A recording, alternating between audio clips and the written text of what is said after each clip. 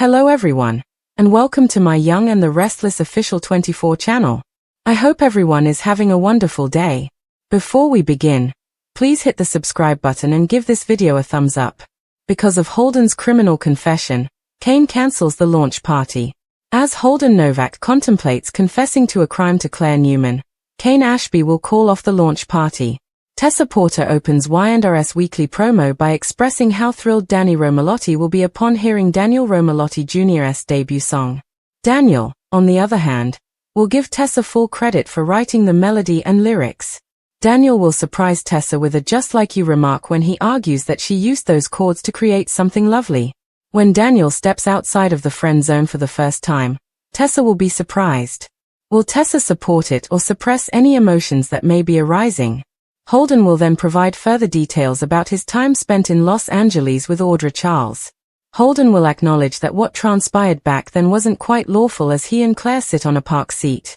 Claire will question whether Holden is defending himself or Audra. Holden will reveal his true fear when Claire entertains the idea that it might be both. In Y&R's weekly preview video, Holden tells Claire, "I'm afraid it might change the way that you see me if you knew the truth about what happened." Claire has undoubtedly made a number of blunders, including poisoning a sizable portion of her family. Holden might feel comfortable enough to be clean about what actually happened if Claire can persuade him that she won't hold him accountable for his dubious background. Sally Spectra and Billy Abbott will be dressed up for the Abbott Communications launch party at Society, only to discover that there are no attendees or decorations. Since this was meant to be their lavish party location, Sally and Billy will be shocked and wonder what's going on. Kane will then raise his voice close to the bar and say that he's relieved they both made it since he was beginning to worry. Kane may have control of the business because it appears that he will call off the launch party or at the very least compel a change in the original plans. Tessa is described as beautiful by Daniel. Tessa Porter will be referred to as lovely by Romalotti Jr., while Billy Abbott and Sally Spectra remain secret about a cunning scheme. Tessa and Daniel's guitar lessons will first pay off in the form of a beautiful song on Monday's Y&R episode. Daniel will believe that Tessa deserves all the acclaim, even though Tessa will be praising Daniel and expecting Danny Romalotti to appreciate the new song. Daniel would say that this song is as beautiful as Tessa after listing all the ways she made it come to life. Tessa will be taken aback by Daniel's disclosure because it will transcend the platonic and leave her unsure of his goals for their relationship. Naturally, Daniel is taking a significant chance since if Tessa doesn't react well, he could destroy their relationship. Daniel will take a chance and see how things work out, though, because Tessa has been hinting that she could desire more as well. Will Tessa still require time, or will Daniel and Tessa's affectionate encounter result in a kiss? Since her marriage to Mariah Copeland is in such disarray, Tessa has had a lot to contend with. A part of Tessa wants to make things right, but she also worries that it could be too late. Tessa might give in to temptation and kiss Daniel right away if she pays attention to the section that advises her to move on. Billy Flynn's character, Kane Ashby, will execute a daring plan that neither Sally nor Billy would anticipate. Kane will have other views about what happens next, even though Sally and Billy might finish up the preparations for the Abbott Communications launch party. Kane might finish the preparations for his impending Bombshell before nightfall. Kane will surprise Billy and Sally later in the week of September 8th to 12th, so they will experience the quiet before the storm. Because of Holden's criminal confession, Kane cancels the launch party, and that single decision will ripple across every relationship and secret in Genoa City in ways that no one could have predicted, beginning with Holden Novak, who sits stiffly on a weathered park bench, turning his hands together as though wringing out the guilt that has been building for years, while Claire Newman leans forward, intent on every word, because this man who has wavered between mystery and menace is finally prepared to bear something he has long buried, confessing that during his time in Los Angeles with Audra Charles, the ventures they dabbled in were not simply shady networking or questionable partnerships but actual criminal acts that skirted legality so tightly that any exposure could ruin him. And Claire, who knows a thing or two about reckless choices and unforgivable mistakes, immediately presses him to clarify whether his words are meant to shield Audra or to excuse his own part, because, in her mind there is a distinction between cowardice and contrition, but Holden admits with unsteady conviction that it's both, that he is terrified she will look at him differently, the way her family once looked at her after she poisoned them, and his voice cracks when he says, I'm afraid it might change the way you see me if you knew the truth about what happened. A line that echoes through the weekly preview like a drumbeat of foreboding, and Claire, though cautious, also feels that rare glimmer of connection. Someone else willing to admit imperfection so raw it almost feels like liberation. And if she can convince Holden that she won't condemn him, he may actually unburden himself completely, which in turn will shift Kane Ashby's plans dramatically. For across town, Kane has been engineering the grand launch of Abbott Communications, a party meant to rival anything Jabot or Newman Media could throw, with Sally Spectre and Billy Abbott primed to dress up in their finest and bask in the glory of an opulent society soiree. Yet when Sally adjusts the neckline of her bold red gown and Billy straightens his tie, striding inside with that characteristic Abbott swagger, they are both struck silent by the sight before them. No guests, no music, no champagne towers. Just empty tables and a darkened ballroom, the absence of decorations more jarring than if vandals had stormed the place, and confusion quickly escalates into suspicion as Sally's lips part to question what went wrong, only for Kane's voice to boom from near the bar, sharp and unyielding, declaring his relief they both made it because for a moment he worried they'd be absent from what was about to unfold, and though his tone carries a cordial veneer, his eyes gleam with the intensity of a man who has just rerouted an entire evening, because Kane has not only cancelled the launch party but seized control of the narrative, deciding that Holden's confession has made it too dangerous to proceed with the public spectacle, and that until he understands the true reach of Holden's misdeeds with Audra, no branding, no business ribbon cutting, and no champagne toast can go forward, leaving Sally and Billy stunned, whispering to each other about what Kane could possibly mean, while maintaining a secret between themselves about a cunning scheme they've been nurturing beneath Kane's nose. Yet Kane's timing disrupts everything, shifting the balance of power toward him just as the creative sparks between Daniel Romalotti Jr. and Tessa Porter ignite on the other side of town, where music rather than business dominates the storyline, with Y&R's weekly promo opening on Tessa's radiant face as she gushes that Danny Romalotti will be thrilled when he hears Daniel's debut song. Though Daniel instantly deflects credit and insists the melody and lyrics belong to Tessa, that she is the one who breathed life into the chords, and when he murmurs that she made something beautiful just like you,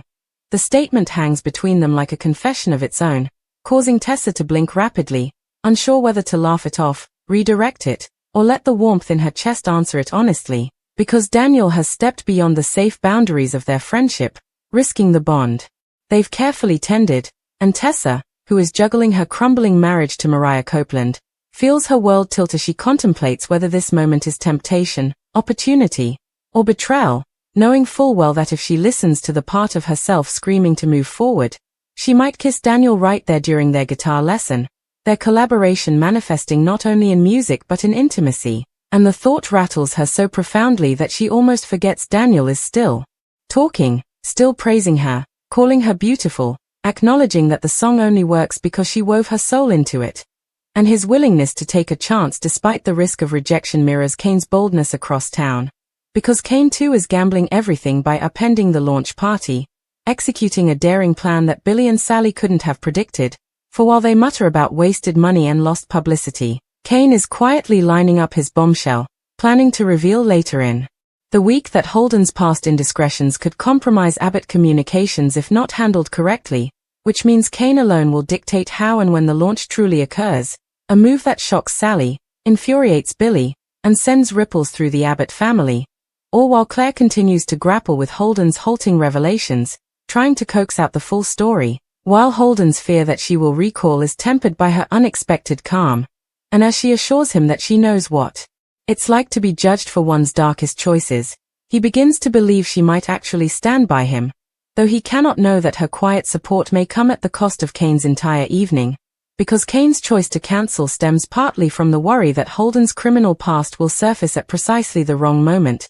embarrassing not only Holden and Audra but anyone tied to Abbott Communications, and Kane, having clawed his way back into relevance, refuses to let that happen, even if it means standing in society's empty ballroom announcing to Sally and Billy that their grand event is over before it began, leaving them reeling, Daniel and Tessa teetering on the brink of romance, Claire and Holden circling the edges of confession and absolution, and Kane preparing the kind of storm that ensures the week of September 8th to 12th will be remembered as the one where secrets dictated destiny and where cancelled parties revealed far more than successful ones ever could. The aftermath of Kane Ashby's startling decision to cancel the Abbott Communications launch party does not settle quietly into the background. It explodes outward, seeding confusion, resentment, and speculation throughout Genoa City, because Sally Spectre and Billy Abbott, still dressed in their glamorous evening attire, are left staring at each other in the dim, empty ballroom of society with an unease that neither of them can fully disguise. Sally's jaw tightening as she snaps that Kane has no right to cancel the launch without consulting them, while Billy, his voice low and measured, mutters that Kane wouldn't pull a stunt like this unless he believed he had something explosive to reveal, and Kane, standing a few feet away with a glass in hand, doesn't deny it, instead delivering a cryptic line about how not all partnerships survive when secrets come to light. A phrase that sends Sally's suspicion into overdrive because she knows Kane has been sniffing around Audra Charles, Claire Newman, and now even Holden Novak. And if Kane has unearthed something damning that connects back to them, it could jeopardize not just Abbott Communications but Sally's entire carefully plotted future. Yet Kane remains cagey, refusing to explain immediately, insisting only that postponement is safer than proceeding with a party that could blow up in their faces. And while Billy leans in to whisper to Sally that they should stay calm and let Kane believe he's in control, Sally's mind is racing, cataloging every interaction she's had with Kane in recent weeks, every sidelong glance, every insinuation, wondering if he already suspects that she and Billy have been plotting to assert dominance in Abbott Communications through their own quiet scheme to leverage media coverage for personal gain. A scheme that could easily collapse if Kane shines a light in the wrong direction. Meanwhile, across town, Holden Novak is unraveling further beneath the weight of his confession, still seated with Claire Newman on that weathered park bench, his hands trembling slightly as he admits that his time in Los Angeles with Audra Charles was not merely filled with risky financial ventures or backroom dealings but that they both actively participated in a cover-up of a high-profile crime, one that involved falsifying documents, misleading authorities, and using stolen assets to prop up a failing enterprise that might have landed them in prison if the truth had surfaced. And Claire, trying to keep her composure, presses him for details, asking if Audra orchestrated the scheme or if Holden was an equal partner, because knowing Audra's reputation for manipulation,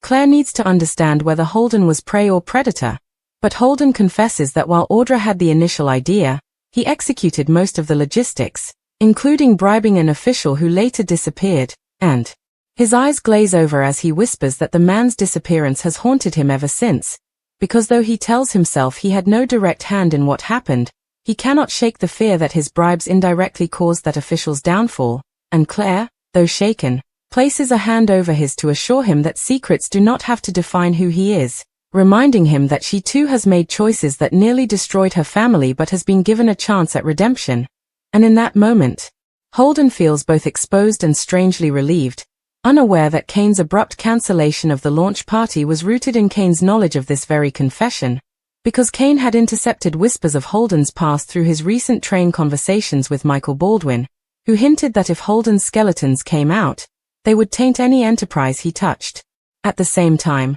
Daniel Romalotti Jr. and Tessa Porter are entangled in their own storm of emotions, sitting cross-legged in a cozy recording studio as the last notes of their new song fade into silence, the soundproof walls holding the weight of Daniel's bold declaration that Tessa is beautiful and that her artistry brought their collaboration to life just like you. A line that continues to reverberate in Tessa's chest long after it leaves his lips, because Daniel has crossed an invisible threshold, moving beyond their platonic friendship into territory that suggests he wants more, and Tessa, though married to Mariah Copeland, cannot deny the warmth flooding her, the way Daniel's words fill the cracks left by her fractured relationship. And when Daniel leans just slightly closer, his gaze soft but unwavering, Tessa feels the pull of temptation in its purest form, her mind split between loyalty to Mariah and the intoxicating possibility of something new with Daniel, who seems to see her not as a burdened spouse in a failing marriage but as an artist, a muse, and a woman worth risking everything for. And though Tessa doesn't immediately act, the way her breath catches and her eyes dart toward his lips makes it clear to both of them that a kiss is hovering in the air, waiting for one of them to close the distance, and the question becomes whether Tessa will suppress the feeling or surrender to it. Back at Society, Sally's frustration mounts as Kane refuses to provide clear answers, and finally she bursts out, demanding to know why he would sabotage the most important night of her career, accusing him of enjoying the power play more than protecting the company. And Kane, his face a mask of calm determination, finally drops a sliver of his truth, explaining that Holden Novak's past criminal entanglements with Audra Charles have resurfaced, that whispers are already circling Genoa City, and that launching Abbott communications with that kind of stain hovering overhead would doom them from the start. And though Sally scoffs at what she calls rumors, Billy stiffens, recognizing the seriousness in Kane's tone, asking whether Kane has concrete evidence, to which Kane replies that he does, that Holden himself is on the verge of confessing, and that when he does, it will not only implicate Audra but potentially anyone associated with her, including Abbott Communications if they don't distance themselves immediately, leaving Sally fuming that Kane has waited until tonight to spring this on them, and Billy, caught between his loyalty to his family's legacy and his disdain for Kane, reluctantly concedes that they can't risk moving forward without clarity, but Sally, ever the fighter, warns Kane that she will not let him derail her dreams without proof, vowing to uncover exactly what Kane knows and how he knows it. As these battles play out, Holden's confession deepens, because emboldened by Claire's unexpected empathy, he admits that the official he bribed in Los Angeles later turned up dead, his body discovered under suspicious circumstances. And though Holden swears he wasn't involved in the man's death, the timing of his bribe and the disappearance was too coincidental for him to ever feel innocent, a revelation that stuns Claire, who now understands why Holden has lived with such gnawing guilt, and she quietly asks whether Audra knows the full extent of his fear, to which Holden shakes his head, saying Audra dismissed it as paranoia, insisting they had tied up all loose ends, but Holden can't let go of the possibility that they indirectly caused a man's death, and Claire, though shaken, assures him that facing the truth is the only path forward, planting the seed that Holden may eventually need to go public, which could in turn validate Kane's decision to pull the plug on the launch party. Meanwhile, Daniel and Tessa's connection teeters on the edge of consummation, because as Tessa strums absent-mindedly on her guitar, her eyes locked on Daniel's, she whispers that she doesn't know if she's ready for what he's suggesting, that her marriage to Mariah is still tangled in love and disappointment, and Daniel, his voice soft but resolute, replies that he isn't asking her to abandon anything, only to admit what's already between them, that the song they created is more than music, it's a reflection of their bond. And Tessa's throat tightens as she fights back tears, because part of her knows he's right, knows that Mariah has been drifting further and further away, preoccupied with her own struggles, while Daniel has been a constant, showing up for her in ways that feel natural and unforced, and though she doesn't kiss him, she doesn't step back either, instead allowing the silence to linger, the unspoken promise hanging between them like the unresolved chord of a melody that refuses to fade. Kane, meanwhile, retreats to his office later that night, poring over the evidence he's gathered, documents, recordings, and hints from Michael Baldwin that point to Holden's involvement in a crime that could resurface any day. And though Kane knows he could use this leverage to consolidate his power in Abbott Communications, he also feels the weight of responsibility, realizing that if he mishandles this information, he could destroy not only Holden and Audra but Claire as well, whose tentative steps toward redemption could be shattered by association. And the conflict gnaws at him, because for once his instincts aren't purely selfish, there is a part of him that genuinely wants to protect the company and even protect Claire, though admitting that would mean confronting feelings he isn't ready to face. Sally, however, is not about to let Kane hold the upper hand, and by the following morning she begins her own investigation, enlisting an ally within Newman Media to dig into Holden's past, determined to prove that Kane is either exaggerating or outright lying, while Billy, ever the pragmatist, advises caution, warning Sally that if Kane does have evidence, their scheme could collapse before it ever gains traction. But Sally insists that knowledge is power and that if they can uncover what Kane